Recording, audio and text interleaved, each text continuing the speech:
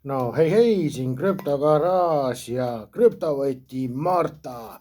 Olin tänava peal jalutamas küla vahel, sain kokku külamehega. Rääkisin talle, millega tegelen ja ta oli väga huvitatud ja ütles, et väga huvitav asi, et keegi siin ei jaga finantsinfot, mis maailmas toimub. Siis ma mõtlesingi, et äkki Martal on mõni hea idee ja Marta mõtleski välja, et teekond 4000-st 400 000-ni. See on väga lihtne.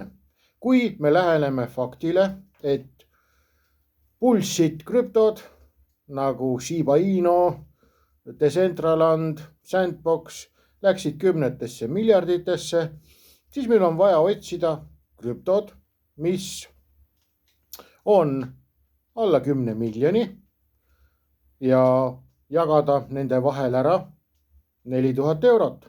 Võtad 10 krüptot, mille turuväärtus on kas 10 miljonit või alla 10 miljoni ja jagad 400 000 ära igasse ühesse, vabandust, 400 000 võib tulla, et paned siis 10 krüptosse igasse ühesse 4 sotti ja miks just võtad 10, see on standard investeerimine, millega tegelevad suurpangad, suurasutused, et nendel ongi riskitolerants on selline, et 10 objekti võetakse, kuhu investeeritakse ja oldakse nõus sellega, et 9 kukub põhja ja siis 10 toob tagasi kõik ja rohkemgi veel.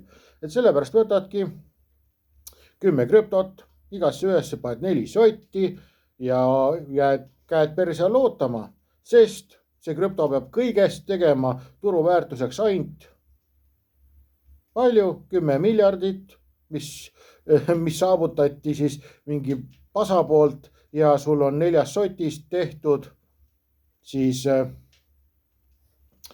400 000. Sellepärast, et 10 miljonit on 1000 korda väiksem kui 10 miljardit. Vot, nii lihtne see ongi. Aga kui sa ei ole nii pädev, siis olen ma koostanud tasulise grupi kuumaks on Sota, seal suhtlen sinuga tund aega ja tasulises grupis on olemas täpne juhend, millised krüptod on väga potentsiaalikad ja kuidas neid saada. Nii et võta ühendust, kui endal mõistust ei jaga. Tšau, paka, näeme garaažis.